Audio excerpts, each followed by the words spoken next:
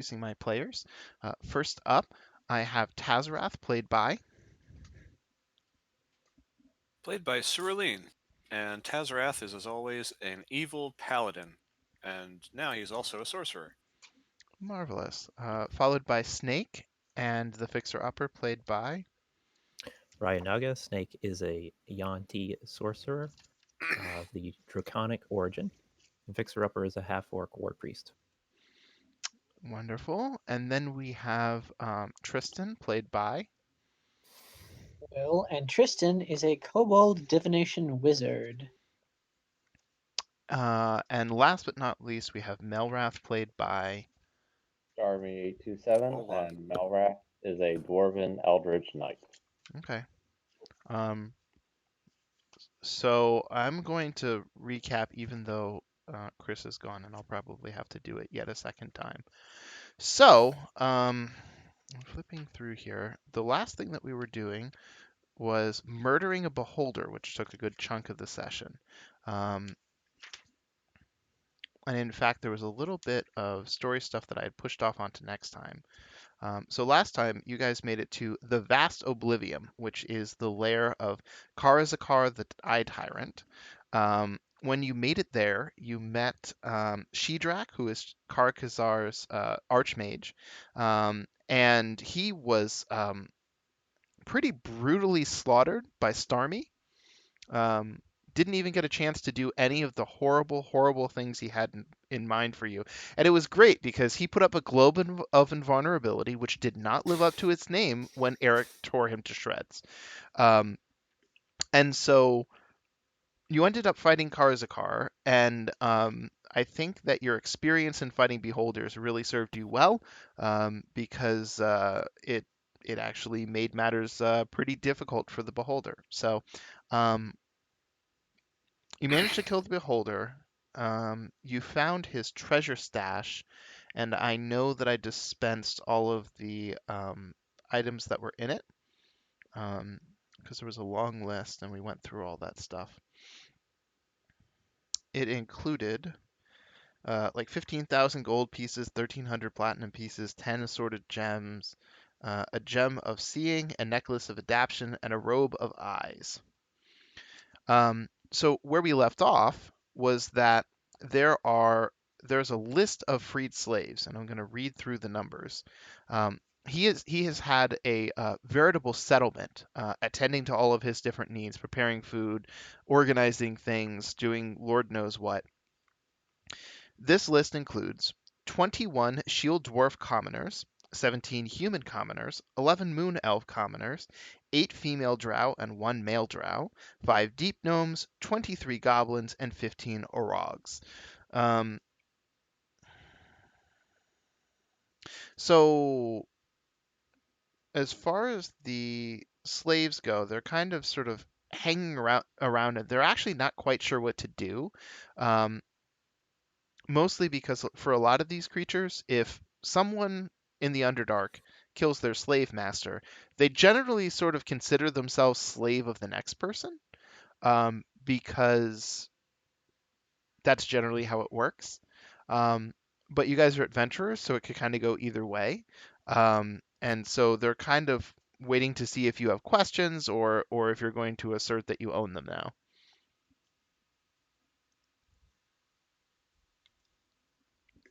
We may as well use them in some way. Figure out how best to put them to use against the foes that we face. So remember how I read out the word commoner multiple times? These are level 0 characters. Like, all they are good for is filling up the space between you and the radius of and the edge of the radius of a fireball spell. Like, Do any of you have homes to go back to? How many uh, of you were born here? Raise your hand. a good chunk of the goblins raise their hand. The drow do Okay, the not. goblins speak common. That's an improvement. Yes, it is. Actually, interestingly enough, all of them can speak common because Karzakar insisted that all creatures speak common for the so that Shidrak could manage them. So every creature here knows it. Okay, and looks directly at the drow. Are you going to ask to go back to the Drow City? Yes, absolutely yes. If you just say that we can go, we'll leave right now. You'll never see us again. And what's stopping you from leaving now? You're between us and the door.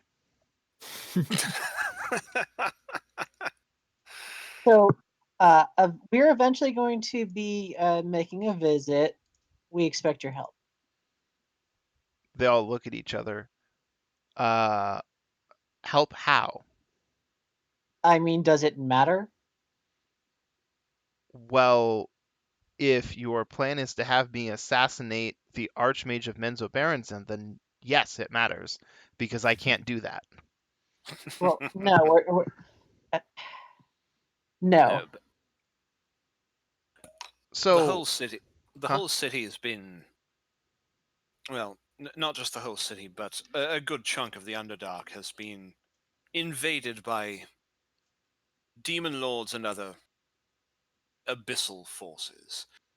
This causes a murmur in the multitude of freed slaves. Um, they all start sort of discussing like what that means, whether or not they should leave or stay here, turn it into a settlement. Um, yeah. So unless you care to interject, they just kind of go on with Anyway, their business. for the Drow, we will eventually need to be in that city to do things that might get us, but not you, in trouble. Because, us being in the city. All I need is that if I see one of you, I can rely on something a non-deadly favor at the time. The drow exchange glances for a moment. Yes, absolutely. Empathy check. Empathy check? That would Insight, be sorry. Oh, insight. insight. Okay. Oh, what's that? Yeah, that's nat 20. No, I thought you were making a joke. Okay. Is anybody else going to roll? Or No. yeah, I thought so. I don't think anyone will beat the 24. Yeah, but we're not playing that way. So Chris, you have a sneaking suspicion that the way that they look each other and the meaningful way in which they exchange glances means that you think perhaps Will's wording was not optimal. This isn't going to do. They just stare at you. Tristan, I think you should reword the deal that we're putting on them. Either that, or we should accept that they won't be reliable. Is there any way that they're related in a sense where we could keep one as like a hostage or something? Get them Even into if they the- were, most drow would sell out their siblings for Okay, power. I So did not know that. yeah, Well, I tried. I tried to be nice so we didn't have to kill the Drow, but you know what? do you want to just cast them into the abyss? Not really. He's just bullshitting to make him sweat. Oh, they're sweating. Oh, then the male suddenly burst out. If you don't kill me, I'll lead you to a hidden slave. Hidden slave. Yes, yes, the hidden slave in the uppermost level of the complex. Cool. Why is this slave hidden? Um, I admittedly don't know. I've never seen him. He's behind a 6-inch thick circular stone door. Interesting. Take us there. Yes, yes, my lord. He sort of does an awkward salute. Are you going to leave the rest of the slaves here? I mean, are they going? Well, I'm just going to look back at the other slaves. Are you all going to leave this place without our protection to go die? Everybody looks at each other and then nods vigorously. Oh, so you're just going to leave? Yes. Oh, okay. Well, It's a free country. Do you have any other It- questions you might want to ask them? Did Mr. What interesting and useful things have you learned being his slaves? Like about this maze engine? We just know that he was preoccupied with finding it, some arcane contraption. He recently captured a strange mechanical creature that might know where the maze engine is, and he was preparing to interrogate it when you all came along, so he never got Hmm. that far. That's the creature behind the stone door, says someone. Oh, All right. Well, just so you all know, we are going to be heading somewhere safe after this. So if you want to stick around and not just run now, feel free. But if you are leaving, bye. Bye! And they all leave. Um, It rings for dumb trash. yeah, so, well, they do actually pick up arms and armor on the way out. There's like a, you know, there's some really basic stuff. Nothing that would help them against a beholder, but still. So the male drow leads you up, as he said, to the uppermost level of the complex. You have to go up about 7 flights of stairs, and true to his word, there is a 6-inch thick circular door that is intended to be rolled aside, specifically to the right. And so you might be able to have an arcane solution to this, or you could try to roll a strength check. Well, I've got mold earth, so that would make it considerably easier to roll. How so? Well, it's a stone door, right? Well, yeah, it's stone, not earth. Like mold Yeah, to earth well, is a cantrip. Isn't this a little much for it? if the dirt or stone, dang it.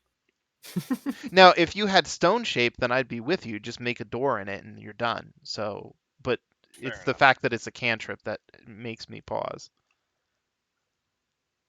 Okay, fair enough. Yeah. So, anyways, what? I'm just going to stare directly at the. Does anyone want to try a strength check before I waste a very high level spell slot to intimidate a drow? Yeah. Okay, May as well everybody that try. wants to make a strength check, roll right now. Man, Okay. All right. So the three of you, get up to the door. You give it a good shove. You're all working in concert, and you manage to get the door to roll off to the right. And man, is it heavy! But like I said, you do manage to get it moving. The door isn't very tightly fit into the frame. Once you get it all the way to the right, there comes a point where you rolling it has caused some mechanical metal piece to sort of shoot out, and it functions as a door jamb, so that until you press down on it, the door won't roll back and close on you. On the other side, there is a true to your word, or their word, strange-looking creature, and I'm going to. yeah, show a picture of that. I can't. It has the name. But I can Oh, describe it based on the picture, and then, if you happen to figure it out, then I can show you the picture. So this creature is bipedal. It has 2 legs and 2 arms. It has a face, a nose, and 2 eyes. But that's about where any similarity to any life form you've ever seen ends. Its arms, in fact, seem to be made of metal. Its joints, where an elbow would be, are actually metal discs. Similarly, it has a backward hinged circular knee, and then its metal legs end in small metal hooves. It has a bisegmented body. It is made of 2 kind of squat cubes, and it is conjoined by a metal gear and some sort of flexible black material between what you assume is the head and the torso. we've, I'm going to roll Arcana for this. Okay. I will do the same. Mm-hmm. Well, I couldn't keep rolling, but Melrath can. Okay. Close to it. Challenger. Okay. That's not what I wanted. I'm looking for. Here it is. There we go. Clicky. All right, so we got 21, 23. All of you actually end up getting into a discussion with each other about the types of creature that it might be. And Tristan brings up Warforged, and you all sort of narrow it down, and you think that this creature might actually be a Modron. And in fact, it looks like this. What the fuck? So here's the background information you're able to recall on Modrons.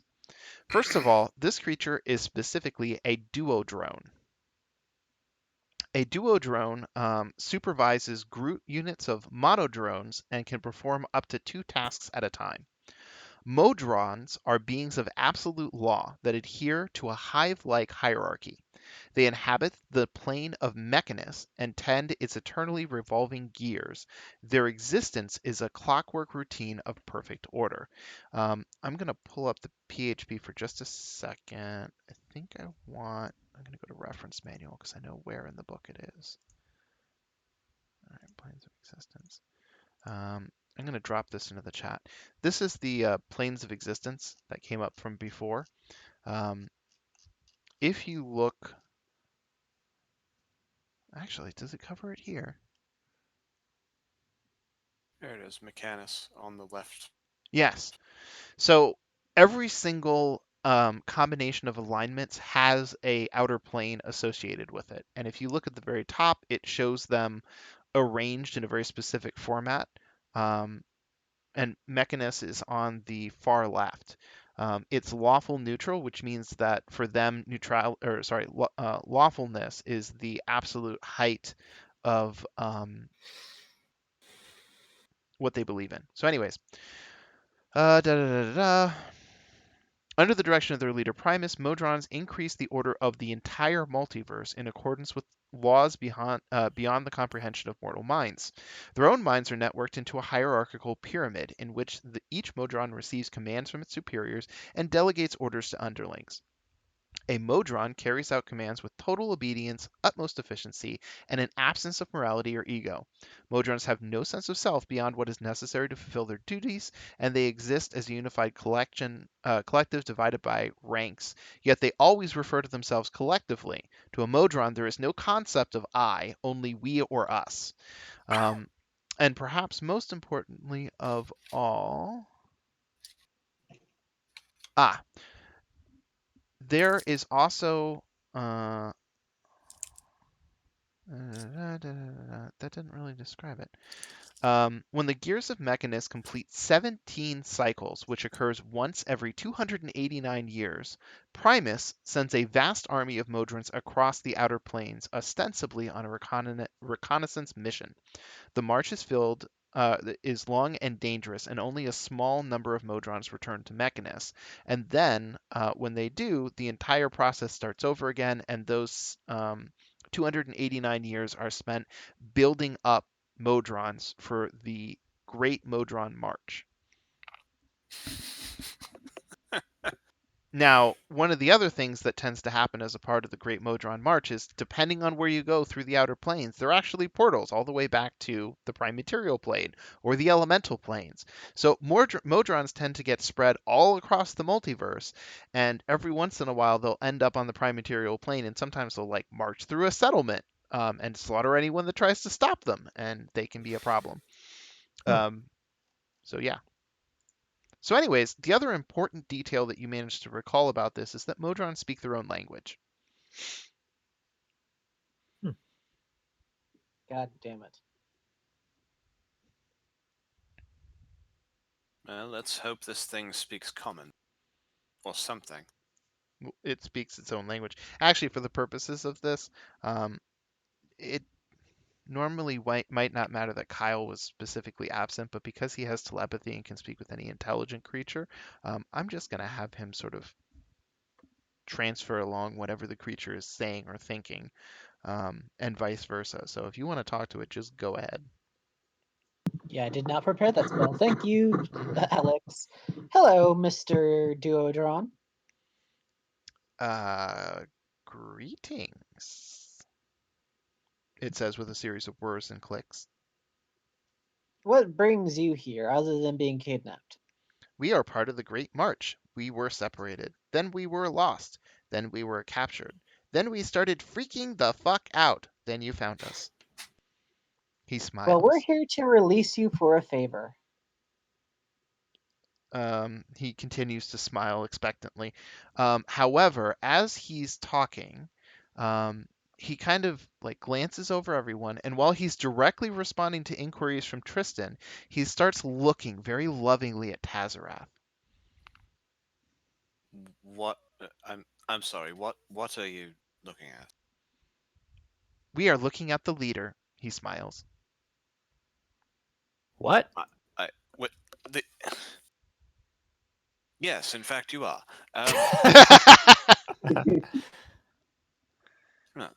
I command you to tell us about the maze engine. We know Yes. nothing about a mage engine. However, we can detect an orderer approximately 289 miles south of our present position. That number keeps coming up. 289 miles south. Correct. What is the purpose of this orderer? The orderer is a device that brings order to chaos. I like the sound of this. What It is a can you massive do engine, with it? approximately 2 tons, made to represent the multiverse in its appearance and workings. In time, an orderer would cause the chaos of what you call nature to eventually become a perfectly synchronized combination of order, much like the gears of Mechanus itself. We need to destroy this thing. What would happen if a prince of evil from hell got his hands on it?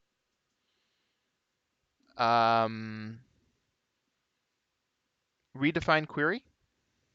What could someone like me use that to do if it was used outside of its natural purpose? The Modron has absolutely no concept of something being used outside of its purpose. It can tell you what it does, but yeah. Okay, fair enough. Asking for creativity. Tristan's gonna pull out a map. Say, we're here. Where is exactly 260 miles south of here? Oh. 289. 289. Why, that would be somewhere within the labyrinth. Hmm. Cool.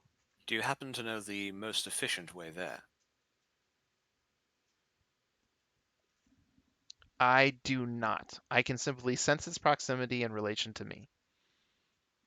Hmm. How did this engine get to this plane? He thinks for a bit, which involves a series of whirs, clicks, and you can hear something that the players would recognize as sparking circuitry, perhaps. Um, and when that happens, his head has a tick to it. Is he failing the smoke test? He's on the verge. He processes that for a bit. It takes him a while, and then he comes back with a tear in the multiverse. Okay. A tear in the multiverse related to something called Fair's Rest, a local phenomenon, resulted in the Orderer being torn from its origin and brought here.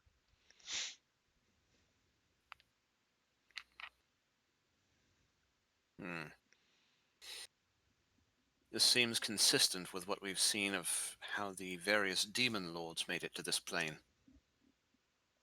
You mentioned being part of the Modron March. Is that currently ongoing? Yes, the Great March is in full swing. Hmm. Interesting. Can you tell me the locations of major major march concentrations on this map. Give me a moment.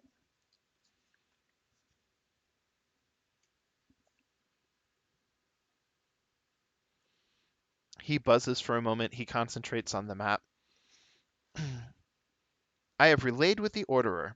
Approximately 12 monodrones and a tridrone have been seen in, or approximately here, and he points to another location inside of the labyrinth. Now, the labyrinth is actually a very difficult place to map out because it's a labyrinth, so that is Correct. of limited utility. Right. Are you going to be going to the labyrinth?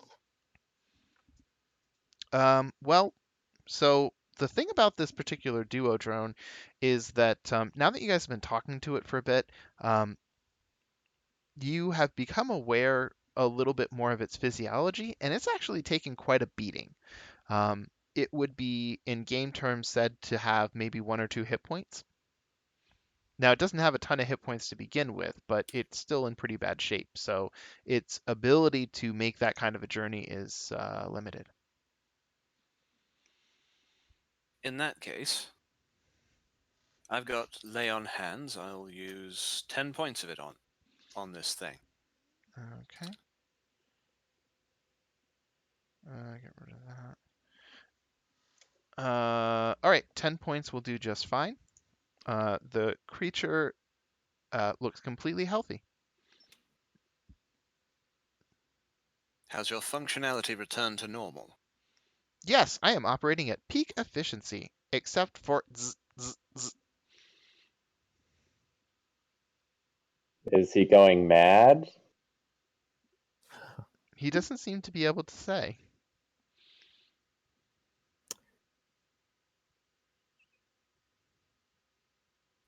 This is gonna. Well, let's see. What should we do? Have you seen a javelin? Mm, I have several with me, but specifically which one? There should be a javelin somewhere near here. It was taken from me. I would like to have a weapon so I can rejoin the army. If we escort you to the army, would you be able to help lead us to the border? It considers this information. It is possible I could let you know where we are in relation to it, but as for finding the path, I have never been to the Orderer, therefore it would be difficult to know the exact path to take. In relation works perfectly fine. Very well. Javelin, please. I'll hand him one of my javelins. Thank you, leader. He assumes position directly behind you. My thoughts are we drop off the shit with the mage, and then we figure out what the hell's going on with this maze engine before Baphomet can get his. Is it Baphomet or is it who's the one who's was going after? You have the correct name. As for the actual pronunciation, I have no idea. Before Baphomet can get his cloven hooves on it, because I don't like the sound of something that can reduce a plane to order, because that means if someone can corrupt it, that means that they can reduce this plane to something worse. Yes, however, it is also a device of pure order, so the ability for it to be corrupted is up in the air. Yeah, that is far more chance than I'm willing to give it. Okay. Anything else you'd like to do or ask? Unless anyone disagrees with this course of action and wants to keep doing what we were doing before. 3. No, I think this is a good thing to do. Drop off the ingredients, but we were going to the labyrinth anyway. Yes. Okay, so Oh, you right, return to Viserian's tower. Interestingly enough, you take a side passageway out of the worm nursery. Sorry, not the worm. Well, actually, yeah, the worm nursery, because it's pretty close to the Oblivium, anyways. Um, and the worms had dug a tunnel that ended up ultimately being something of a shortcut. So you cut off a significant amount of time on the meandering path that you had originally taken here, but you joined back up with that initial tunnel that you were in and return once more to the tower. When you get there, your army is camped out outside of Viserian's tower, and they cheer when you return. The various factions are also very curious to see the objects that you brought back. And remember, a portion of that gold and platinum and all that ends up being split among them. So you end up giving them their section of the wealth at this point. The party, or sorry, all the members of the party are extremely grateful to be paid. And with the magical items that the party has, is there anything that you guys couldn't attune with or didn't want that you want to pass on to these doofuses? I can pass on this adamantine chain unless somebody else wants it. Nope. Nope. I have a Puwafwi that I have no interest in. Okay. You pass out the magical gear. And the other folks in the party are extremely grateful for this. The scouts take the Puafri, and this time the Yeah, I'll give mine as well. So oh, okay. The scouts are now completely outfitted in something that gives them advantage on stealth rolls. And then the Zentarum thug ends up getting the adamantium chainmail. Once you make it back inside of the tower, Viserion happens to be on the first floor. He's reading some incredibly thick tome. It says something about the energies of chaos and demonic summonings. When you enter, he greets you. He looks extremely pleased that you've brought the purple worm egg and the beholder eye. He snaps his fingers, and Grin, his assistant, comes rushing down the stairs, and he has a large jar for the eye, and then otherwise takes the purple worm egg up the central levitation column. I also give him the 2 beholder eye stalks that I had harvested randomly, in case he wants it for experimental purposes. Marvelous. I'll make sure there's that anything this can be put to, it is. Now, before you're off to investigate the labyrinth, do you have any questions, any concerns from your adventure? Nothing can interrupt our plans after all. This is going to be. Can I use the fact that we have a telepathic link? What's his name? That Kyle's character can do telepathy Oh, for secret to ask a question to the information? party. Oh, yeah, sure. Do we want to ask him about the maze engine, or do we? I'm still not sure he's sane. We might as well gauge his response. So the beholder was talking about some weird thing called a maze engine. Viserion frowns. Did he give more information than that? We got more information than that. Are you going to share it, or are we going to play 50 questions? All right. Construct a pure law that naturally brings all towards it once it activates towards order. It winds up rewriting nature into something more mechanical. The duo drone chirps in at this moment. Oh no, nothing would necessarily be mechanical. It would just work in accordance with the laws laid out by Primus. I'll repeat that. Okay. I stand corrected. So you repeat that.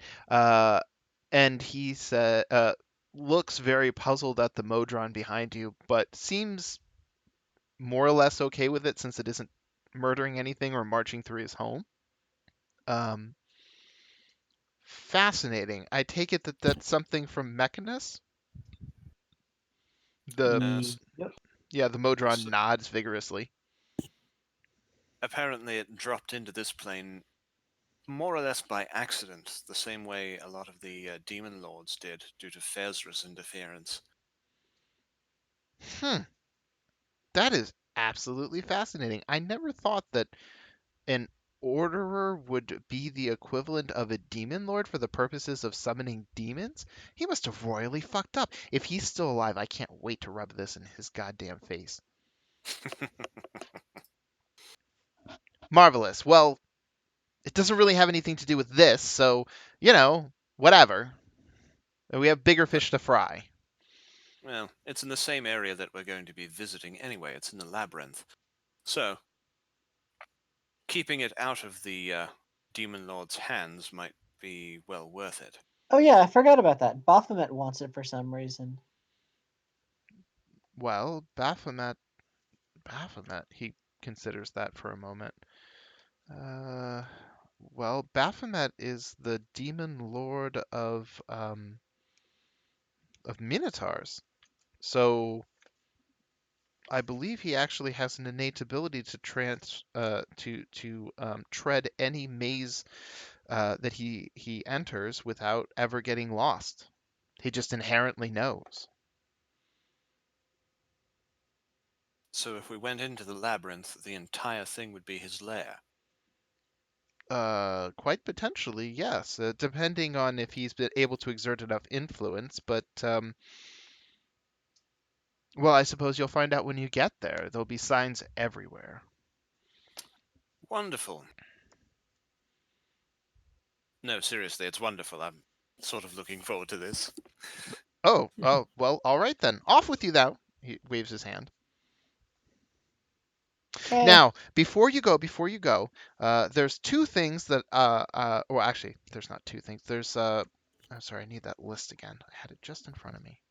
All right, remaining ingredients. And this is a general list. You've already picked up the purple worm egg and the central eye of the beholder. You need 6 feathers from 6 different angels. You'll need the heart of a Goristro, which is a demon. You'll need 13 tin masks. They're also colloquially known as Devil's Mushroom that have sprouted from the footprint of a Merilith, a Balor, or a Goristro. You'll need a few drops of blood or ichor from a Demon Lord. And I'll need Gonf Bainry's Grimoires, but they won't be present in the Labyrinth. Random quibbling.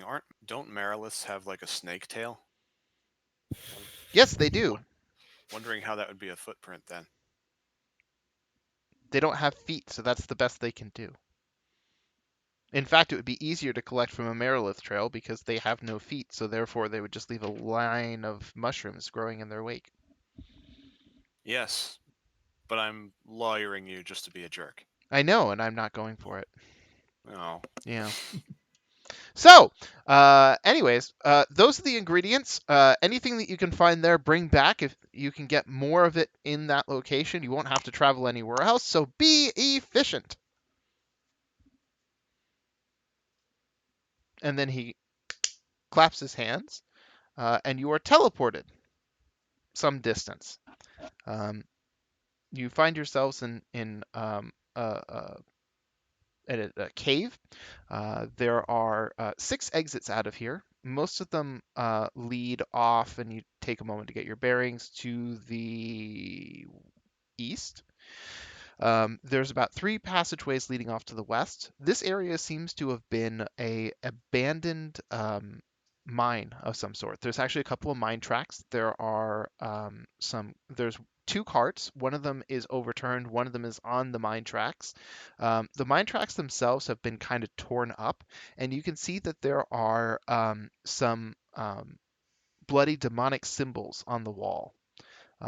They look like they have 2 sweeping lines that connect to a circle, and they have a whole bunch of blood that drips down beneath that, and it's uncertain if that's part of the drawing or part of the drawing process.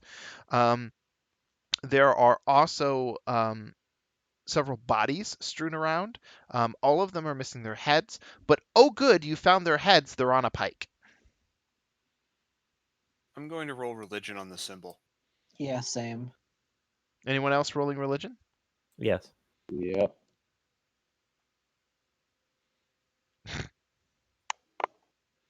Jack of all skills, Melrath here. I mean, although in fairness, you do have a +6, so maybe that's more reasonable. Anyways, Melrath and the Fixer-Upper, I mean, everybody's examining it, but those two managed to get the furthest with it, and you believe that there are some signs that this is related to Baphomet, specifically the symbol on the wall. It resembles a minotaur head with two large horns sort of sprouting out of it. However, the bodies themselves have been horrifically mangled.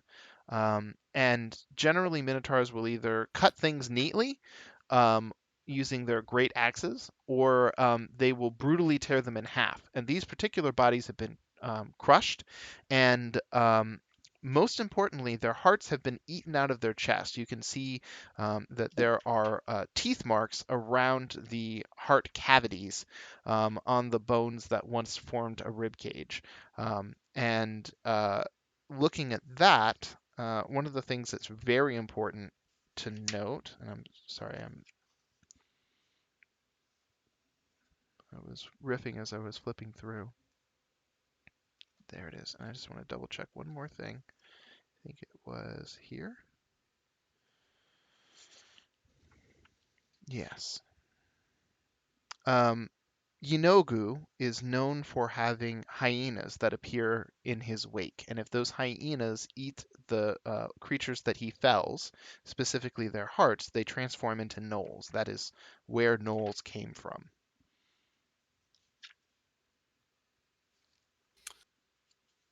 So there's I'm some. gonna burn some bodies.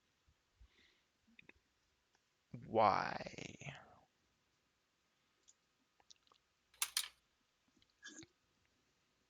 Will? He's just being a pyromaniac. Okay. Then in that case, it's actually not too terribly difficult to tear up some Zerkwood wood from the tracks and pile that up around some bodies, set that alight, and yeah, now they're burning, and you just sort of, dump them into a minecart, and there you go, funeral pyre. Push the minecart down the tracks. The tracks actually end after a bit, so the minecart just sort of topples over. Oh. Now, interestingly enough, when you go up to investigate, when you get to where the mine tracks end, there is a perfect incision that has removed the mine tracks. When you look in the passageway beyond, there are no tracks whatsoever. There's not even sign that tracks were ever here. It's as if, some invisible knife just sliced through it and picked up the tracks and moved them somewhere else, with no sign that they'd ever been there at all. No holes in the ground where spikes would hold a track into place. Yeah. What would this be? Teleportation magic or something? Do you want to roll Arcana? As well. That was terrible. Does anybody else want to roll Perception or something else? See if you can spot something. Yeah. I'll roll perception for sure. Okay. And Arcana on the other guy. Okay. Melrath the Fixer-Upper and Snake, the three of you are sort of, examining the passageway along with everyone else, and you're sort of spitting out theories and collaborating. And part of what you come to is that after sort of looking at this passageway and spending a lot of time just kind of examining it, what you've come to is that the passageway in front of you, past where the incision occurs, is a absolutely perfect cube. Like it just extends off into the distance. And it has perfectly formed 90-degree corners. It's level. The surface is flat. It's very smooth stone. And it also appears that that perfection comes to a literal line along the wall.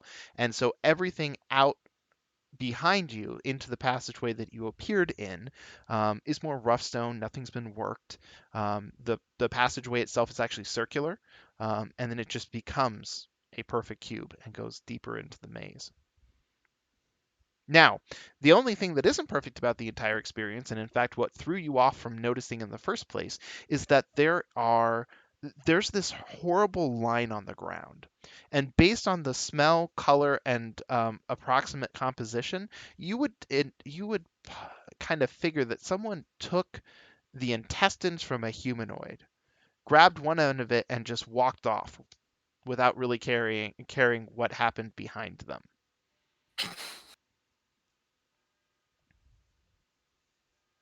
I know what that is. I'm not sure that Tristan does.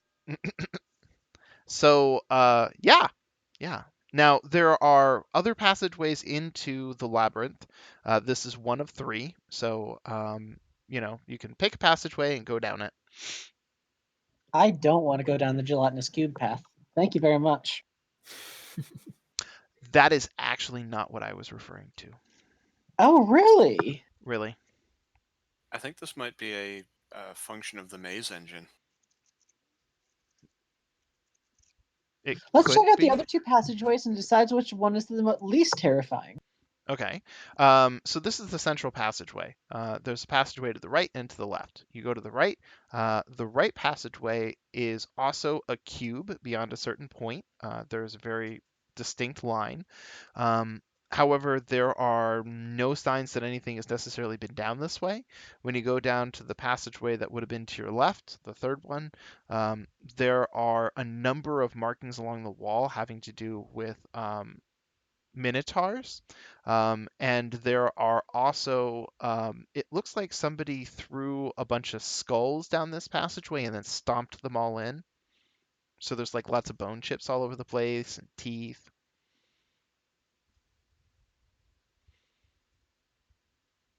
So the least horrifying passageway would be the one to the right. Yet the most suspicious. So we've got the one to the right that has nothing, and the one to the left which has minotaur stuff and bone passageways, and then the one in the middle that has like intestines being dragged in. Yes, and some of the offal from those intestines being left on the floor behind it. Ew. Yeah, that's That what I is was pretty trying to awful. get to. Yeah, I don't want to go down the center. Yeah, no, it smells awful. Like blood and, But Do we want to go down the path that looks like something went down it, or the path that looks perfectly pristine that nothing went down? I can do a vote if that'll help. yeah, that would help. All right, /vote.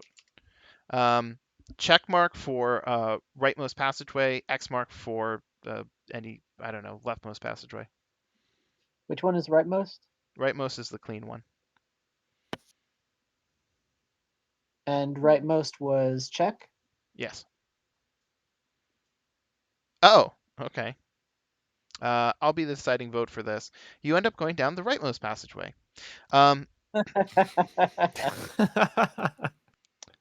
You DM fiat. Oh, also, Alex, have we Yes. taken a long rest? I don't know. Tell everybody who's a spellcaster, open up your spell sheet, go to the spellcasting page. Tell me if you have missing slots. I do. Yeah, I had a handful. Okay. Then I'm just going to rest you, each of you, because I don't think. I'm clear. Yeah, I haven't used any. Yeah. Oh, you know what? Assume that I wind up giving everybody temporary hit points again. 15 for Tristan.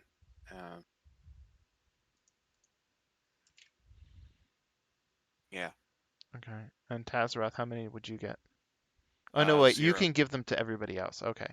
Then I think everybody's been all rested up. Be sure to mark that spell off your list. I marked the 3rd and 4th level 8 off the list, so. Okay, good. Then we're all set. Always shield, never die. So as you start going down this passageway, things are leading you towards maze engine effects. You have no idea how far you are from the maze engine itself at the moment. However, there are perfect turns, and the passageway is perfectly level, and the floor is perfectly smooth, to the point where actually, if it weren't for the fact that your boots were dirty, you might be slipping a little bit. But you mostly managed to make it down the passageway itself. And after you go down the passageway, you make a left, a right, another right, and then a left again, and then it spits out into another room. This room has a number of gnoll corpses in it. Additionally, unlike the passageway that you came from, it seems like the effects of the maze engine have probably ended a little bit prematurely and oddly in this room. About the first 2.5 feet into the room is as well ordered and shaped as the passageway that you came from. But beyond that, you have normal, unworked, natural cavern. And so you see the number of gnoll corpses. In fact, they've kind of been piled up. There's about 14 of them. And as you are surveying the room, you notice that the gnoll corpse pile is kind of heaved for a moment. And then suddenly a reptilian head pops up over the top of the pile. Roll for initiative. Nyahaha.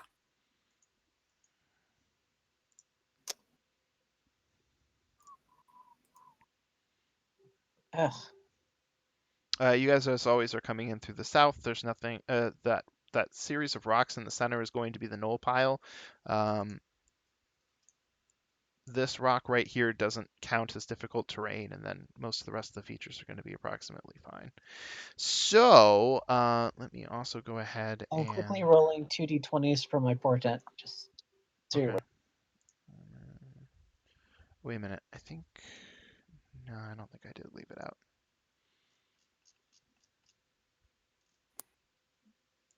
All right. Close, close, close. Drag this creature to here. And if I remember correctly, I'm gonna put him right about here. Okay, and then I'm gonna start dropping people on the map. You guys can arrange yourselves once you get onto the map. Nobody go past this line. Oh, the Death Wards and the Guardian Faith would be off by now, I would think. They are. You had a full rest, so they definitely are. Yeah.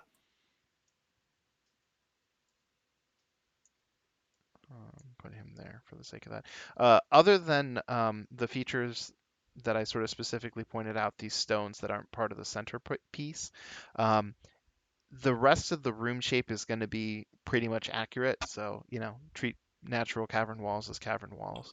And then I'm just going to delete this because I've got that taken care of. So, click. Fixer Upper, you are up first. Are you going to cast Guardian of Faith or should I delete it? Yeah, delete it because I want my regular turn. Okay. And then So what do I need to roll to try to identify it? that's a good question. We've seen this guy before. We have? He was half dead when we saw him, but we've seen him before. What is? Yeah. Okay. For this particular creature, I think Arcana or History. All right, well. Oh, cool. Wow, nice roll. Let me just go click. Don't even bother. Here is the full picture. You've definitely seen this creature Oh, before. yeah. This is a Behir. So I mentioned history. It turns out that Behirs were bred early on in the history of Faerun. Back then, the primary form of intelligent life, and in fact one of the only forms of life at all, were giants. They originally ruled Faerun for several millennia prior to any other races arising. Then, at some point, dragons literally just poofed into existence. And when they did, dragons and giants came to blows, and it was a very serious war, one which the dragons didn't completely win, but caused the giants to society to go into decline that they've been struggling to come back from ever since. The only thing, one of the few things that kept them from actually being completely wiped out is this creature right here. It is a natural predator of dragons, and it will go to great lengths to kill any dragon that's within, I don't know, about 12 miles of its lair. And it will either be compelled to kill the dragon or drive it off. And ever since then, the giants have kind of, not bothered to hold on to these creatures, and they've just kind of wandered off into the world and become a part of it. So, yeah, one of these things is here, and it was feasting on gnoll corpses. You can see a gnoll arm dripping from its jaw. Delicious. So, Fixer Upper, what will you do? Oh, wait. I'm sorry, I forgot all the relevant stuff. Okay, this creature is capable of climbing up walls. As you can see from its multiple legs, it's quite quick. It is immune to lightning. It has dark vision. It speaks Draconic. It is known for its ability to constrict itself around its foes. It has lightning breath.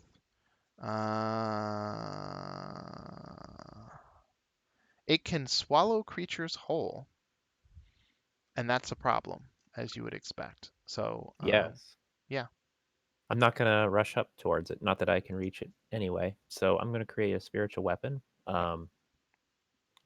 Tokens. right next to the kind of the big rock to the right, the south.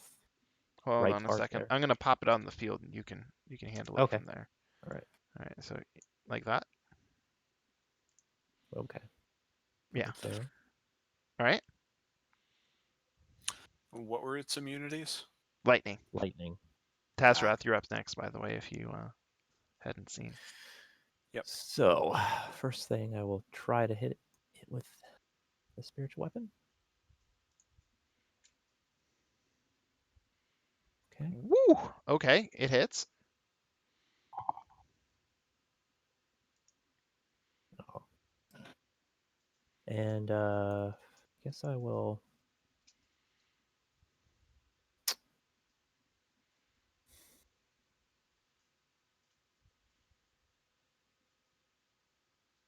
try to toll the dead. Okay.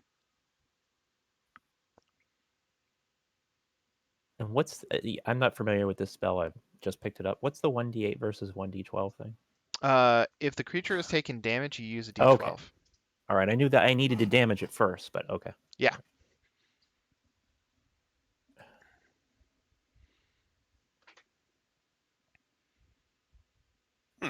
It failed, so that's good. Yes.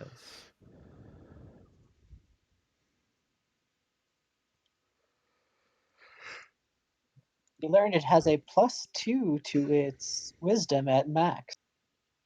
Interesting. How? Not a very wise spell. Because it rolled a 3. Oh yeah. So if the lowest it could potentially have rolled is a 1, and then that a +2. Oh. Uh, why? So first of all, the game does not properly reflect Oh, I see. your level. You have to go in and modify the damage dice permanently to reflect your level. So Okay. roll one more d12 because I think it's only 2d12 at this point. Right. Of course. In fact, I want to see now. Just double check All because right. it could be relevant. Oh, wait a minute. You guys are 11th level, aren't you? Yeah. Yes. Make sure that all of your cantrips increase by another dice Oh, of okay. whatever it deals. Good So to roll know. one more Oh, d12 nice. and roll a 3 for me for humor's sake. There Oh you my God! Happy to help. Eric, what is the probability that it would roll that sequence? I don't know. 1 in the 12th to the 3rd power. Yeah, actually, I have a calculator that I think I can pull that up. 144 times 12. Times 12. Oops, nope, that's not a 12. Times 12. Such an odd number, isn't it? 1 in 1,728. Yay me. Yeah, I know, right? Never tell me the odds. Well, after the fact, yeah. If you were here, I'd buy you pizza. Anyways, so you've dealt your damage. And I hope everybody that casts spells has modified their cantrips. That should be your turn unless you want to do any moves, and then we'll go to Tazarath. I'm good. Are you sure you don't want to spread out a bit? Oh, well, yeah, there is the lightning breath, right? Yeah, it might have an AoE or a lightning breath. How can we? And these rocks don't exist, right? Only the rocks in the center are there to represent the body of gnolls, because gnolls are pretty large creatures in their own right. Oh, There's so about that is 14 of them. difficult terrain. It's actually impassable terrain for the Oh, okay. purposes of this. But the rocks on the outer section, I'm gonna draw another line just so I can, like this rock, for example. Oops. And for fuck's sake, please, game, thank you. This rock, this rock, anything outside of the central pile, this rock, doesn't count as difficult terrain. Okay. There you go. Question: if a small creature were to dive into a pile of corpses, would that be full cover? Well, I'm very sorry to tell you this, but it doesn't actually work in the same way as Scrooge McDuck in his vault. So you can use the pile to try to get cover from the creature, but at this point, and I know it's a little hard to visualize because the one thing that this map system can't do is indicate elevation. So at this point, the creature is almost all the way at the pinnacle of the pile. So given his long serpentine body, I don't think that you're going to be able to get cover in that way, if that helps. That does. Thank you. Yep. And in fact, you can, however, quote, climb the bodies if you had spider climb or movement around climbing.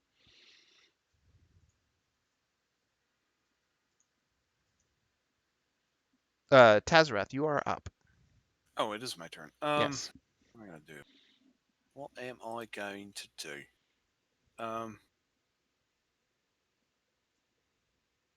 Well, I've got my speedy boots, but don't need to use them. I'm going to go over this way, diagonally, and do two things. Okay. One is because my my cantrips are now Mark III cantrips.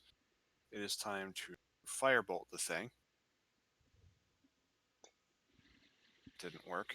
And the other thing I'm going to do is spiritual weapon. Okay. Let me get you the appropriate token.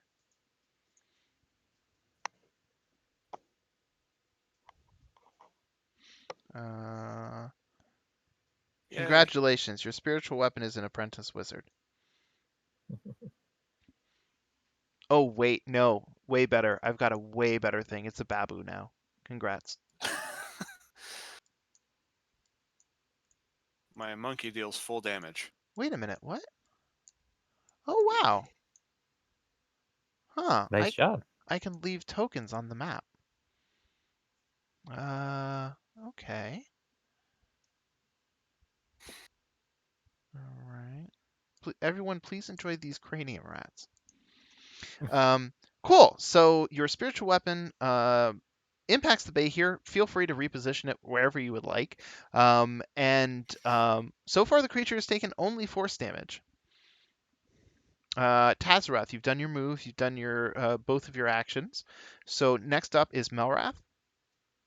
I'm going to run up to here. Okay. I'm going to Misty Step behind him. Okay. Wait a minute. Isn't Misty Step a move? It's a bonus action. Okay, go ahead. And now I'm just going to wail on him like Master Yi would. activate I get- Yogris. Hold me closer, Phantom Dancer. And one more. Wow. Okay. And that's my turn. Oh damn. So yeah. Melrath races across the battlefield, vanishes in a poof of mist, only to appear behind the Behir with his sword blazing. He slashes into the creature's rear/midsection, causing it to screech in pain and whirl upon you. Not that its orientation really shows. And you've done your move, all your actions. Snake is up next. Keep flashing, little bitches. I've got a fucking lightsaber. And the Behir will be up after this.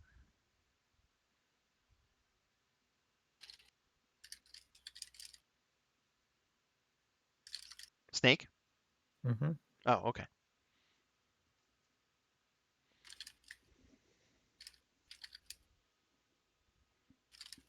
That's 30 feet. Yep. Okay.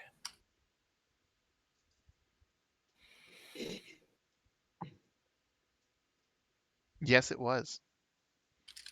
I still remember that joke. I'm very proud of it. I don't know why you're proud of it. Brett was the one who said it. Hold me closer, Phantom Dancer? No. Keep flashing, little bitches. I've got a fucking lightsaber. Oh, that I didn't.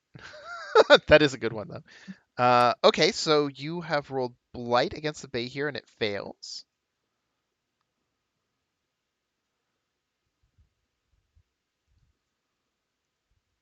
Slurp, Oh. slurp, slurp. Oh, yeah, hold on a second. I gotta get my cheeks ready for this one.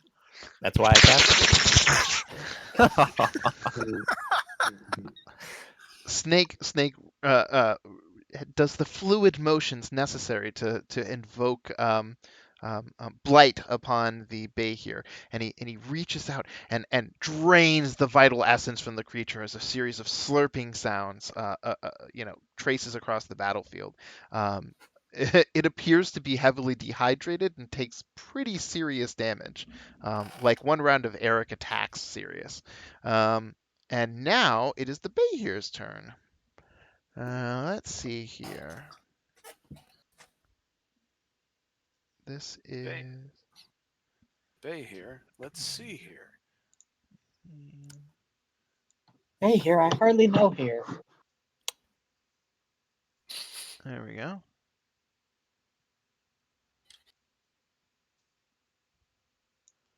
I don't think that's still. That works though. Well, you know what? Nah, not this time. Let me delete that. So, wait. Yes, okay. Actually, let me pull up the entire thing so I don't get this wrong.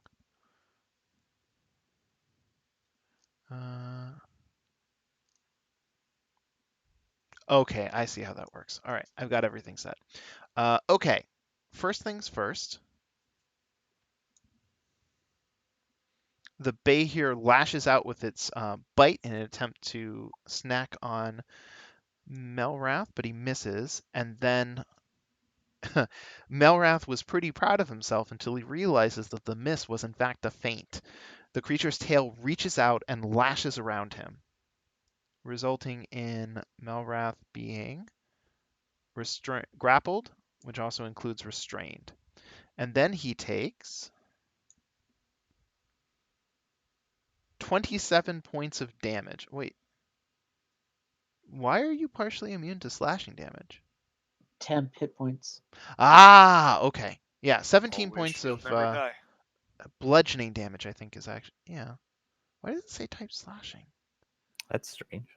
Oh, wait a minute. Grapple. I think that's from its additional hind legs. It deals bludgeoning damage and slashing damage.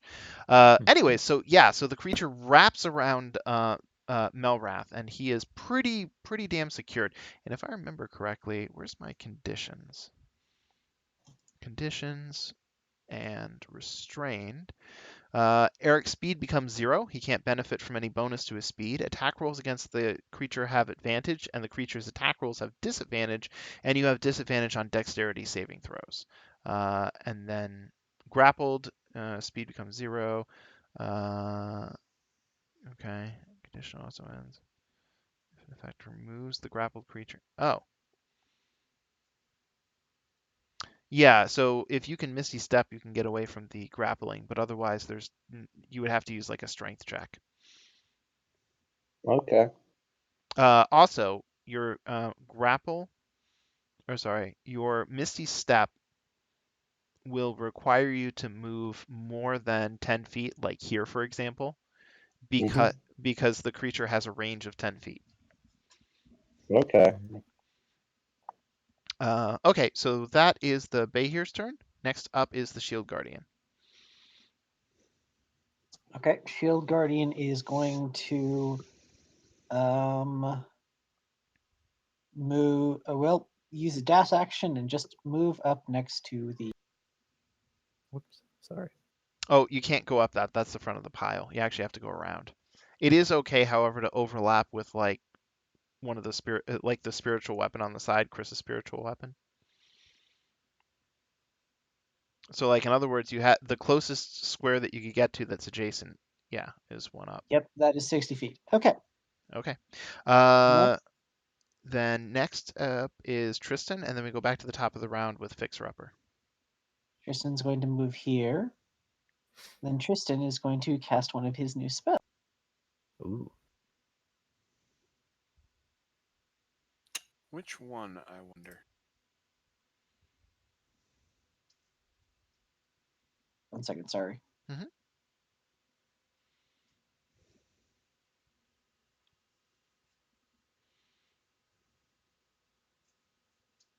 Awesome. There we go. Oh, Holy shit! Wow. That's I think the most damage that's been dealt this campaign, unless Eric rolled really well. All right. Wow.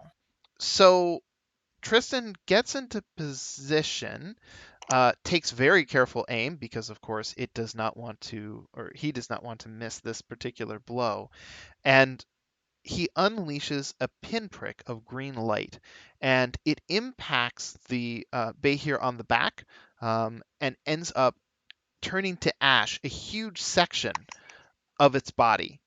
It just falls off, slumps right off, and there is exposed, otherwise moist material underneath. The creature takes massive damage, is absolutely bloodied, and looks terrible. It's almost a wonder that it survived. Fixer Upper, Wow. that's a great position for you to be in. Okay, I'll attack with spiritual weapon first. Okay.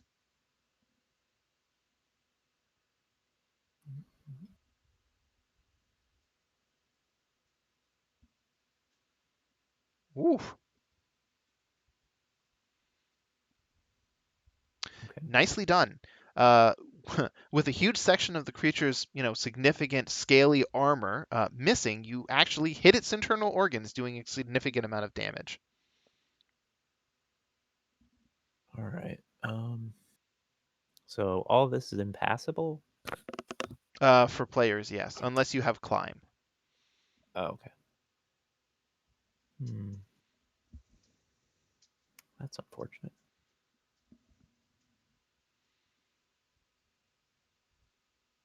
I guess I could just flame strike and hit Eric. I won't do that though. As appealing as it sounds. I'll try to toll the dead a little better this time. Toll the Dead? I mean, yeah, go for it. Wow, Oh, that's shit. quite the save. Oh, it's a save. Well, otherwise. So is Okay. that half damage or how does No that work? damage. No damage. Okay. Cantrips are always no damage if they save. All right. Tazarath, How you are unfortunate. up. Oh, I you can't can actually. you can occupy the same square as your spiritual weapon. And that would get me into melee range? Correct. Okay. Could I go here instead? Yes. Mm-hmm. Alright. Do that. I will attack. Well, actually, flame tongue longsword. Gonna turn on my flaming. That is a bonus action, so I Okay. can't attack with my spiritual weapon this turn. But that's fine. Double attack with my flaming longsword. Okay. That's a hit. And that's a That is- miss. Okay. First hit, I will also burn a spell slot for some radiant damage. So Which level of spell slot? first level spell slot. Okay, go for it. That 2d6 for 2d8 for radiant. Dang it. Okay. Okay. Let me just plop this right onto there. Oh, look, it's dead. So yeah, once you get into position, you basically stab the creature more or less through its chest because, of course, it has Melrath wound up, and that was about the only spot left, and that causes the creature to simply expire and collapse onto Melrath. It takes you guys a little bit to unwind him from the creature's corpse, but once you do so, you find that the creature has no treasure on it. Oh. Does it have any treasure in it? No, in fact, you can see a good section of its intestines because a portion of its intestine was disintegrated. All that is in it are a whole bunch of incredibly rank-smelling gnoll corpses because, of course, they have been partially digested. Lovely. Yes. I have a question. Wasn't one of the things we needed from the footprints of a behemoth? No, it was not. Hold on Okay. a second. I have a. Let me see. No, it's Oh, Merilith, Baelor, or Guristro. yeah, Baelor. Ah, gotcha. Yeah, close though. Okay, so that's this creature. Oh, actually, there's one other thing that I want to pull this up. Oh no. Launch manual.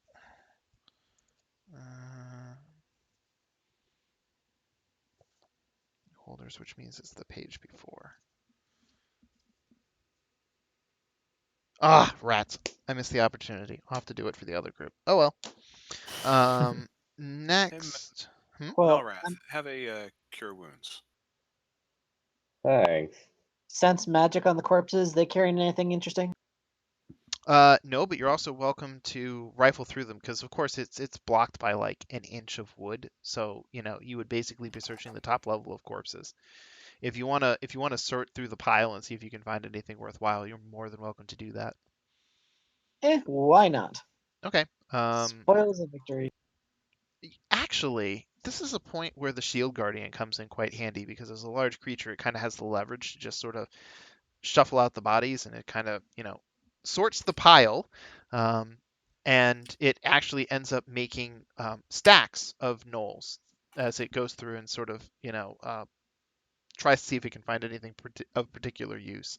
A lot of these gnolls, you've encountered a great many gnolls, but you've never encountered young gnolls, and these all seem to be very young gnolls. So that is unusual. They actually have very little in the way of gear. It looks like they probably just attacked the bay here one-on-one with their claws and bite, which seems particularly foolhardy considering how dangerous that creature would have been if it wasn't disintegrated. So yeah. Anyways, it sorts through the entire pile, and they don't have any weapons. They don't have any armor. They don't even have clothing. So. It was worth it. Okay. Tristan is just looking very, very happy with himself because I'm glad I picked up that 6th level. Okay. From here, you guys make your way out.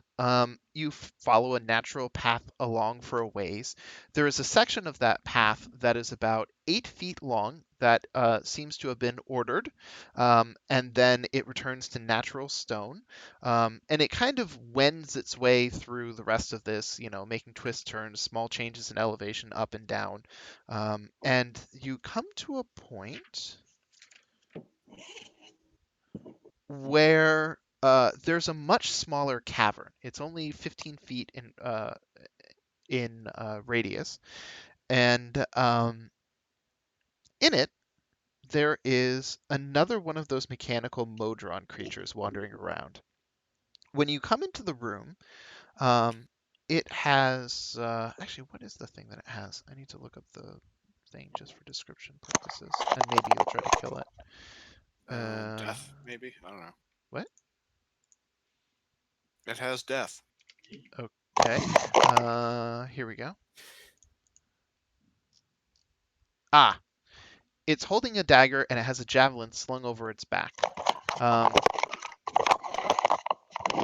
And it is marching in very straight, in a very straight line, and then it stops, and then you can hear some whirring and clicking, and then it does a 90-degree turn to the left, and then it walks a very short distance because there's a wall there, and then it stops abruptly, and there's some more whirring and clicking, and then it turns 270 degrees and starts marching off in that direction. And each time it goes, it just makes these very specific direct lines, and it's just kind of marching around. It sees you guys. It doesn't really seem super concerned by you, and it just kind of is trying to march in, square patterns inside of a round room.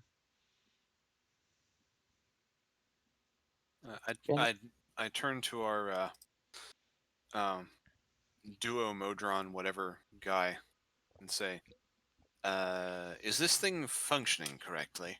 Doesn't look like it. The duo drone sputters out something in Modron language, and since Kyle isn't translating that, you have no idea what it says. And the other creature stops, turns, faces the other the creature that it came or that was speaking to it, the duo drone, and then says, whiz whiz, click click, and the duo drone looks horrified. In fact, you didn't know it could look horrified because it otherwise had a very placid look on its face. What is going on? He sputters. The creature said, "Down with Primus."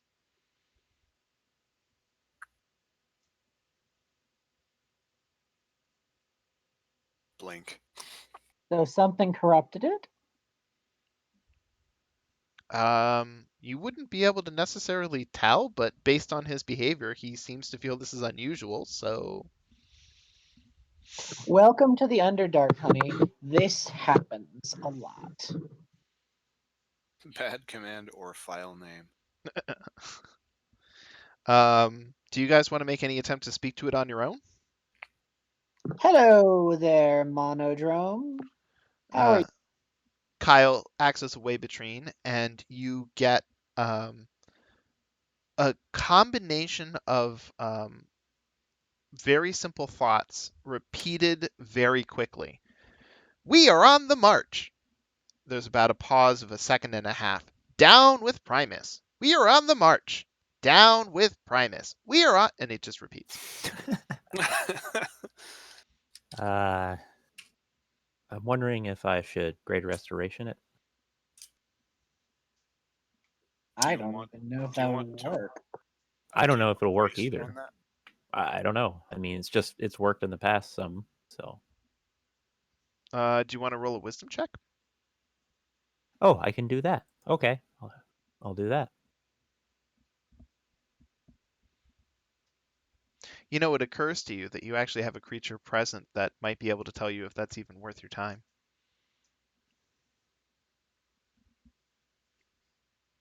The duo drone? The only creature there. Well, no, there's a Yeah. duo drone, and this creature is a mono drone. And Oh, okay. there's no sense in really being too coy about it. This is what it looks like. All right, so I'll ask the Duodrome. The duo drone considers your query for a moment and says something to the effect of, monodrones are the simplest units of the army. If this one has fallen, then it is of no concern of ours. There are millions of other monodrones.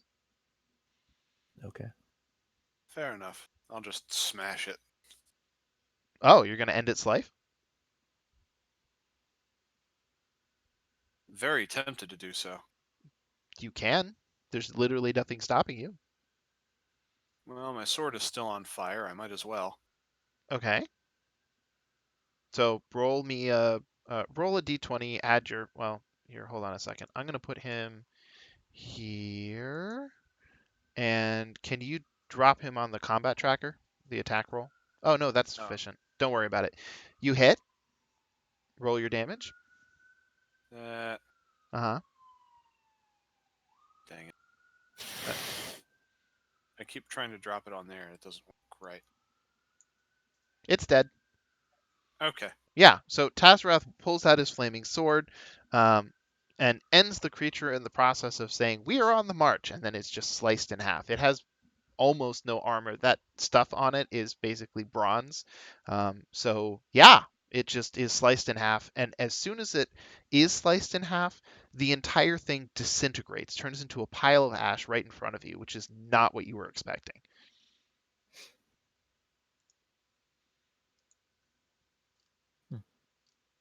Why would it disintegrate in such a way? The The duo drone chirps up. If any Modron is destroyed, it disintegrates to dust, leaving behind only its weapons and anything else it was carrying. And sure enough, there's a simple dagger and a javelin in there. Okay. I'll steal the javelin and go back up to 4. The javelin is perfectly weighted. Nice. Let's move on. Okay. After you guys go for a... Okay, you set off into the caverns again. There's yet some more incidences of the Orderer in action. There's two segments of the same passageway that you're on that are about 2.5 feet apart, where there's natural cavern and then there's ordering. You are slowly spiraling inwards by your own rough approximation of like where you started. And you were on the outside of the labyrinth to begin with. So you're moving sort of inwards, and you would think more things would be ordered than not. So that's something that's kind of puzzling you. And then as you come around a corner, there is a strange sound coming from up ahead. You can hear what sounds like 4 heavy creatures moving around, and you can hear the tearing of metal. Now, you can't see what's going on. It's around a corner. You can either just march straight ahead if you care to, or you can sort of send someone around the corner and see if they can scout it out for you. Oh, bad. Yeah. Okay, so Bat flaps around the corner. There's a natural cavern out beyond. There's a series of rocks that have formed. How do I put this? Sort of like a. Oh, I know. Imagine broken slate kind of jutting up at an angle. It forms a sort of natural barrier that would be more than tall enough for everybody but the Shield Guardian to sort of be able to get behind. This large room is ovular. The only other passageway is actually slightly to the right of where you come in, about 30 feet. The rest of the room, there is some signs of ordering that is sealed off what probably would have been another exit out of this cavern. You can see that like the rail cars just stop at a wall, kind of like in a Wile E. Coyote film, where he would just paint the wall and pretend it was a passageway, hoping that Roadrunner would run down it. Well, it describes the effect perfectly. Anyways, there are 4 large creatures in here, and I gotta pull up the thingy on that. Let me also get rid of that. Delete. There we go. I want monster manual, PCs, challenge Oh. rating. Should use a second slot. Nope, not challenge rating. I want alphabetical. That's it. I need this because I'm trying to figure out how I'm supposed to describe them. Here we go. Ah, okay. There are 4 creatures in here. They have horrific warded skin. They have very bright yellow eyes that have a tiny slit for pupils. They have sort of a smashed face and jagged toothed maw. They are very large, and they have some clawed feet, clawed hands, and they look kind of like a cross between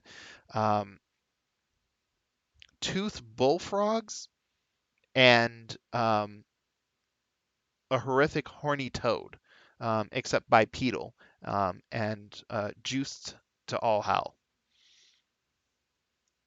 And these creatures are currently in the midst of tearing apart mine carts and just generally destroying the area. It looks like this had been a mining encampment. There were a lot of things that were probably in order before they came along, but they've destroyed a tower that was here. They've destroyed some mine refining equipment that would separate out rock from metals. They've destroyed sections of track, and they've also destroyed 4 out of 6 mine carts. They are very concerned with their destruction, and they aren't really paying an awful lot of attention to what else is going on around them. And aside from that, yeah, that's kind of what's going on. They occasionally seem to be conversing with each other in some sort of demonic language, but other than that, they're just kind of destroying shit. Religion test? A what test? Religion to identify? Oh, yeah, go for it. That's an 11. Yeah, It's not bad. actually, Will is the only person who can see them. Bat does not convey senses to the rest of the party. Oh, derp. I will gladly describe them to everyone. I think they're going to need to see them. But that said, neither of you happen to know what they are.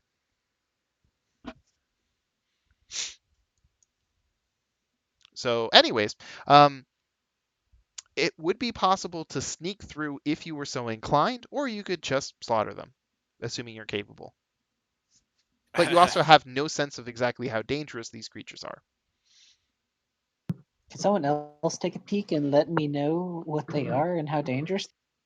Now, if you want to do that, you can sneak into the cavern, get up sort of behind that slate wall that I talked about, and you'll be able to at least be obscured from the vision and kind of poke your head over and take a look.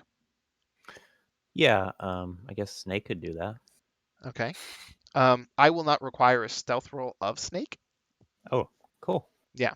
So Snake slithers into the room alone, gets behind the wall, and just sort of peeks his head up real quick and takes a look. You can make a roll. All right.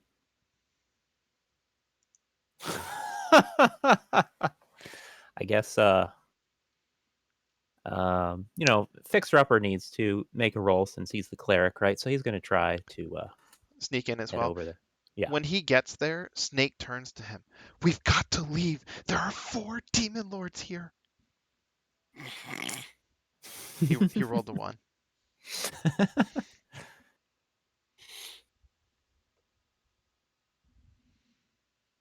Ah, there you go. Of course, the fixer-upper immediately identifies them. These creatures are Hezru. Ooh. Hezrus are the foot soldiers of demonic hordes of the abyss. Although physically powerful, they are very weak-minded, and Hezrus can be easily duped into sacrificing themselves by more powerful demons. As they press their attacks into the heart of the enemy forces, their foul stench can sicken even the toughest of foes. Let's see. These creatures have extensive damage resistances: cold, fire, lightning, and any attack from a non-magical weapon. They have damage immunities to poison and poisoned status, respectively. They can see in dark vision, and they have superior dark vision. They are also capable of telepathy, unlike a great number of creatures, allowing them to coordinate in absolute silence. They have magical resistance, giving them saving throw advantage against spells and other magical effects. They have a stench that extends out to 10 feet within the creature. Anybody that fails a saving throw on that is poisoned. On a successful saving throw, you're immune to any Hezru stench for the next 24 hours. It is also capable of a nasty bite and claw attacks. And it is also capable of summoning demons. However, this is not a guaranteed success. There's just a chance that it can summon demons when it tries. They turned Pete into a horny toad. Yes, quite. I normally am all for fighting. I kind of want to just try and sneak around these guys. Yeah, Or I'm not. I don't like the pull them idea of into. summoning demons anyway. So yeah. Yeah, they can. Also, let me, as a brief aside, just as sort of the final piece, these creatures are about 3 steps up, like the demon ladder, if we were to look at them in terms of CR. hmm So that doesn't tell you exactly where they are, just that they are sort of some of the more tough foes. So if you guys want to sneak, you will indeed have to make stealth rolls. However, you can add a +2 to your stealth roll. 1 second. Get rid of that. And I unfortunately don't have invisibility prepared. I've also Hmm. got favored by the gods, so. Oh wait, no fucking duh. Screw that. This shit. I forgot. I have dimension. Oh, well, but that allows you to take 2 people with you. So it would be it would either be you, the caster, or the shield guardian and another person. You could take I 4 have people total. a fixer upper has a potion of invisibility, which he'll drink now because he would fail the stealth check anyway, most likely. Okay, so Tazareth would fixer fail it, upper is okay. set. All right, I'm deleting that now from my inventory. Okay, that lasts for an hour. Right. Okay. Are you guys going to dimension door the rest, or are you going to try to sneak, or what? Well, I actually can't dimension door people because I'm too small. I will dimension door. Who's worse at who's worse at stealthing, Tazarath or Mel? I have disadvantage because of my armor. Same. Actually, Okay, what about your dex scores? Eric has a +1. I have a +0. Okay, Tazarath, you're going to be escorted by the shield guardian with a dimension door. And Eric, prepare the filter of love. Let's see here. I'm actually trying to find Eric. What is your armor? 20. Oh no, it's Or you mean plate. the actual armor? Yeah, Yeah, it's it's plate. plate. Okay. Okay. So, actually, there's one last thing. Let me just check something in the actions. Oh, by the way, I know that you have very limited options, fixer upper. However, one of the things that you may wish to consider in the future is guidance, because you can give someone a D4 that they can roll on skill checks. Oh, I Yeah. forgot all about that. But you can only give it to one at a time. It's just like if you cast it on one person, then cast it on another person, the second person gets it, and the first one doesn't. Like, if you're all making the roll at the same time. Anyways, Eric, roll. Roll stealth? Yes. Is that not correct? Nope. Here we go. Oh, that's actually an 11. I see. So everybody else is sort of able to. Wait a minute. Tristan, Snake are hasn't you rolled yet. casting Dimension Door for yourself? Or are you going to try to sneak? Because I know Snake needs to roll, and he can go ahead and do so. So here's the thing.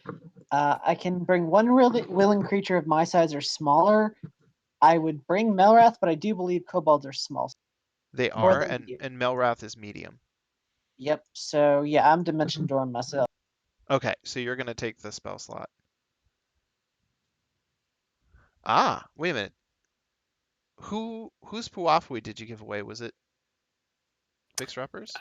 Yeah, I did, but I've got the robe of eyes. Maybe that's what did it. Pewafwi. I don't know why I got the. Advantage? Oh, I'm sorry. You- I clicked advantage when I meant to click +2. Now I get it. All right, I'll roll again. No problem. Yeah, he doesn't have a pull off way anymore. You're right. Okay, I'll delete that out of here. Delete item. All right, +2. Okay.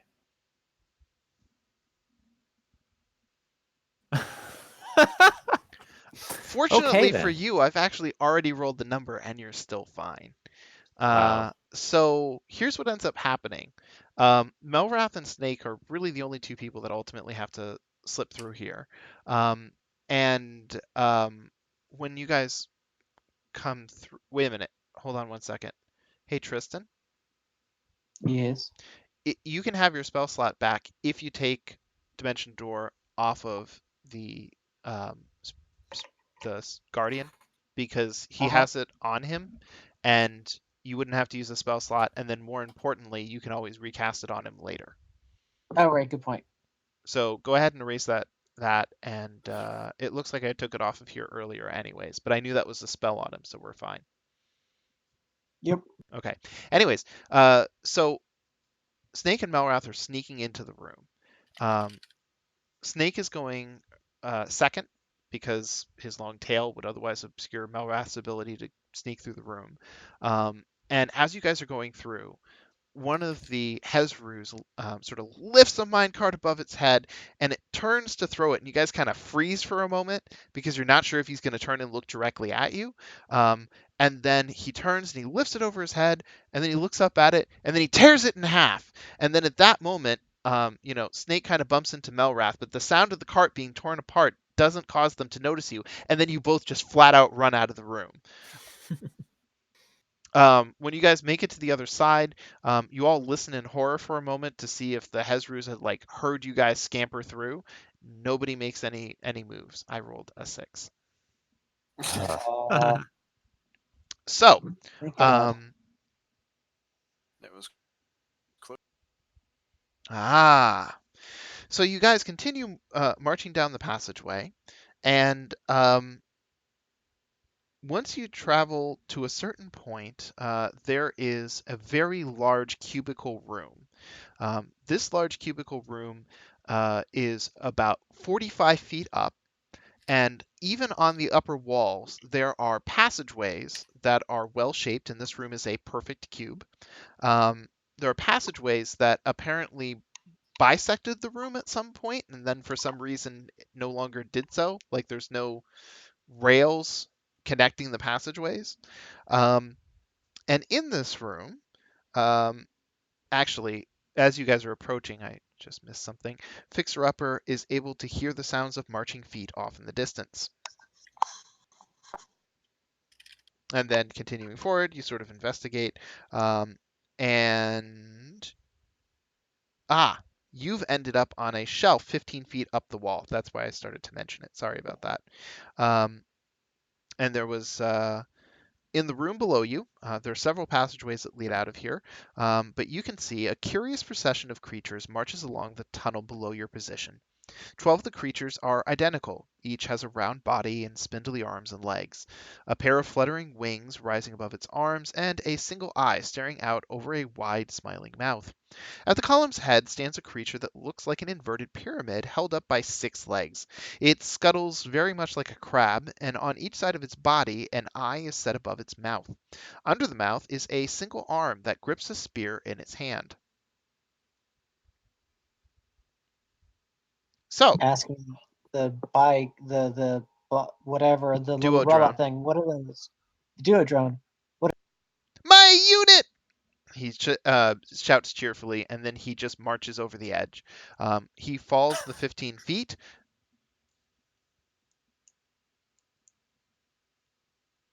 Takes 6 crunch. points of damage in the process, but doesn't die, fortunately for him. And the sudden and rapid crunch causes the rest of the Modrons to very quickly hone in on him. However, they don't have a sense that he fell there. To them, he just sort of appeared on their level. And so They're he not very good. immediately... Huh?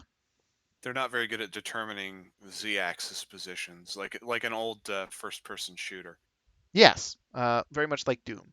And so the mono drones rush over to him, and they all start whirring and clicking away like a madhouse. And it sounds an awful lot like, well, a lot of whirring and clicking echoing across the walls. However, during the process of this, the inverted pyramid kind of angles itself a little bit and looks up and is able to see the party, and then it seems to be inquiring with the duo drone that processes more information, and so all of this is going on below you.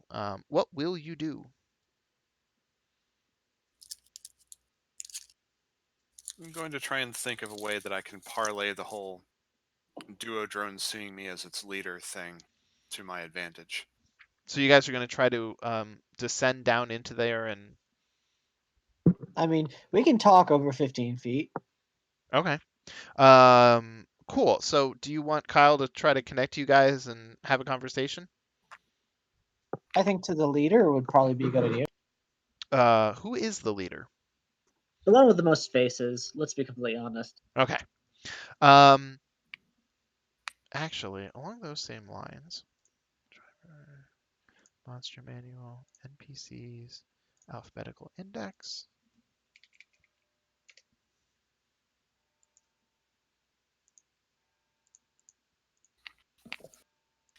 This is the leader. Knew it. Try drone. Okay. As you tap into it, the tri-drone hears Kyle's connection and the voices within its mind, and once you're connected, the tri-drone locks in on Chris and says, "Greeting, leader."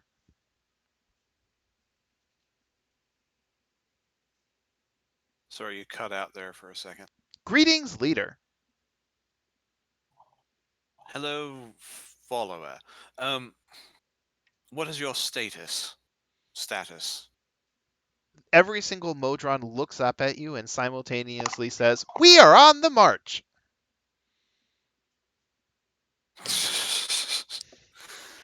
All right. What's your destination? They all look at each other, then look back at you. "We are on the march, leader." And that includes the tri-drone trying to say that? Um, the tri-drone says that, but then continues on. He actually has a greater command of language and thought in general. We are on the march. We are on a mission of supreme importance. And that's about all he'll say. Does it involve the Orderer? The tri-drone looks very suspicious, and then the duo drone chirps up and is clicking away for a moment. Oh, I see. I see. No, it does not involve the Orderer. Insight? Well, You can try, but this is going to be a little harder than Insight might otherwise be because these are very alien creatures. I'm not even sure they have a concept of lying. Yep, they're telling truth to me. That's a 17. Okay. I'm going to wait a second, see if any other rolls come through. Save us, Melrath. Okay. Okay, insight. Ah, for once you didn't roll a 20. All right. Tazarath and Fixer Upper, you guys, of course, are able to communicate with the party is able to communicate with itself privately. So Tazarath and the Fixer Upper both tune in on the important thing that's going on here. When the Tri-Drone speaks about its, secret mission and the fact that it doesn't involve the Orderer, there's a weird pause. And when I say weird, it would be like, remember, Chris, when I cut out and then you didn't hear something for a second and then you did? It sounds like there was space in the dialogue where it was speaking, but you didn't hear anything, and then it said a thing. Interesting. I Like have a it new was speaking to directive. something else? Huh? Was it like it was speaking to someone else? It was more like imagine you're reading a book, and I'm reading you one of these passages. Let me try putting it like this. A curious procession of creatures marches along the tunnel below your position. 12 of the creatures each has a round body, spindly arms and legs, and a pair of fluttering wings rising above its arms. Gotcha.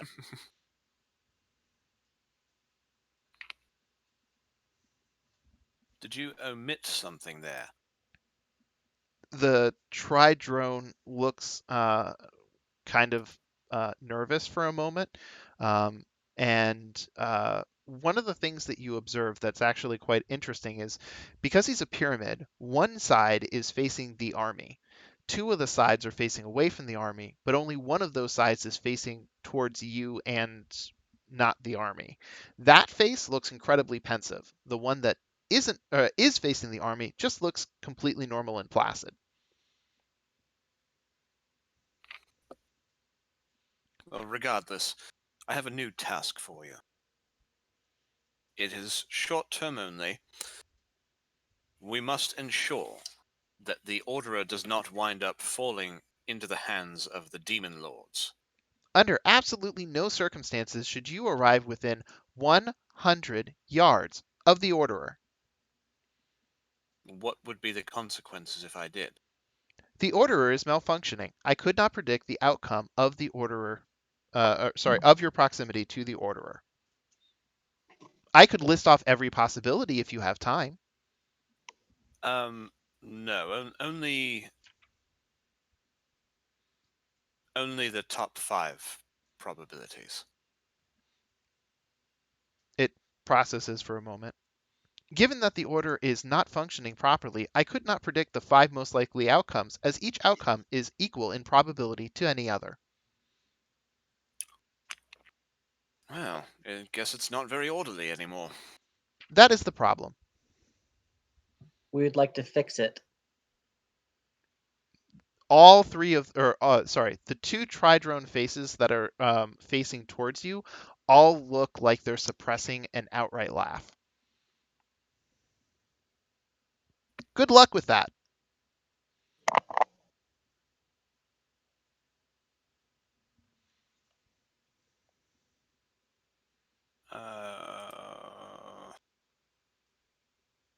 I'm kind of stymied due to sleep deprivation. Ideas?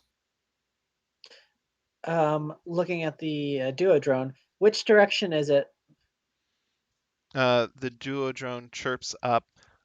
It clicks for a few moments, and then the entire army says, "The order is approximately 12 miles in that direction." They all point in unison, and it's actually a really interesting sight to see because they are pointing at precisely the same spot, which means their arms are all at slightly different angles, but it's very clear. Well, then we march. If that Hold would on help us. hold on. Well, do you have any other questions for them? Like you could ask about the orderer, for example? Yeah, how would we ensure that it would not how would we ensure that it would um not be set by the demon lords, for instance? You could possibly bring the Orderer into alignment. However, it would be extremely dangerous to be within any proximity to the Orderer while it completes this process. The Orderer would be altering reality in unexpected ways. The Tridrone begins to very precisely describe a control panel and a series of button presses that you would need to hit to begin the alignment process. The Orderer, like myself, is somewhat sentient. It can guide you in this alignment if it is still sufficiently functioning to accomplish that. Is the order a creature? The Order is not a creature as you would understand it. So if we banished it back to where it came from, that wouldn't work. No. The Orderer, however, is capable of banishing extra-dimensional creatures back to their point of origin. I think we have a weapon. If we don't die fixing it. Yeah. But if we lure Baphomet to it, You would not need to lower Baphomet very close. The Orderer is capable of transforming reality around it in up to 100 miles, Oh, we're already in range. well within range. Incidentally, again, while it answers your question, it continues never breaking its stare directly at Chris. Why is Tazarath the leader? Unit Duodrone determined Tazarath is leader. Duodrone, what made you don't, designate Tazarath as leader? don't bring this Tazarath up. is the tallest creature in the party. There we go. And actually, now that you look at the Modron army arrayed below you, the monodrones are the shortest, the duodrone is the next tallest, and the tridrone is still taller. Oh god, it's the Urkin army. And it's about to protect us. They might be more effective. Well, Oh, let's head that direction and go find ourselves a super weapon. I mean, also while we're finding stuff to decimate a Dark Elf city. The tridrone starts clicking and whirring very frantically. The entire army starts clicking and whirring frantically, and then the tridrone reaches out one more time. Leader, Tazarath, I have one last piece of additional information. speak. The tridrone begins giving a fairly complex series of directions from this point without explaining what those directions are for. When you get to the end, the tridrone says, "Do you comprehend the directions?" Yes, no. I'm going to turn to Tristan and say, did you write any of that down? I'm pretty sure he has enough int to memorize that. It's still pretty complicated. You might do with being able to hear it one more time. Yeah, one more time wouldn't hurt. I'll write it down as he The tridrone goes through with zero regard for the fact that you're trying to write. So you end up taking very sort of vague directions in terms of da da da da, because it does everything in like step-by-step process. It's kind of like receiving instructions from a basic compiler. Anyways, it gives a long series of directions. Did you get the directions this time? Where are these directions to? These directions will lead you to the closest grouping of 6 extra-dimensional beings. Why would we want to go to the closest gathering of 6 extra-dimensional beings? In our earlier marches through this passageway, we determined that 0 other creatures wanted to be in proximity to these other 6 extra-dimensional beings. So why do we? What does this have to do with? Aren't we also looking for angel feathers? Oh, actually, that's not a bad idea. Yes, let's look into that. Thank you. You are welcome. Anyways, with those particular directions, it is 9:13, so we will follow up on those directions next time. Cool. Thank you guys for playing.